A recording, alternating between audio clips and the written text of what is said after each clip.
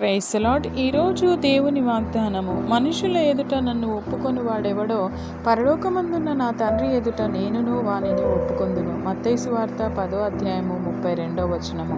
ఒక రైతు తన బిడ్డను చదివించుట కొరకు ఎంతగానో కష్టపడి కూలి పని చేసి తన బిడ్డను డాక్టర్ చదివిస్తాడు. తన బిడ్డ డాక్టర్ కావడం చూసి గర్వించి సంతోషిస్తాడు. ఒకరోజు తన కుమారుని కలవడానికి వెళ్ళినప్పుడు ఆ కుమారుడు తన తండ్రి మాసిన బట్టలతో మాసిన గడ్డంతో రావడం చూసి తన స్నేహితులకు తన ఇంట్లో పని మనిషి అని పరిచయం చేస్తాడు. ఆ మాటలు విన్న తన తండ్రి కన్నీటితో వెనుతిరిగి వెళ్ళిపోతాడు. ఈ మాటలు వింటున్న ప్రియ సహోదరి సహోదరుడా, నీవు నీ తండ్రిని ఈ లోకంలో అన్యుల మధ్య ఏ విధంగా పరిచయం చేస్తున్నావు? నీవు నివసించే తీరును బట్టి నీ తండ్రి మహిమ పొందుతాడు. నీ పవిత్ర జీవితాన్ని బట్టి నిన్ను గూర్చి పరలోకం అందు దేవదూతల ఎదుట సాక్ష్యమిస్తాడు. నీ పరిసరాల్లో దేవుణ్ణి కనపరుస్తున్నావా? ఆయనకు మహిమార్థమే మాత్రమే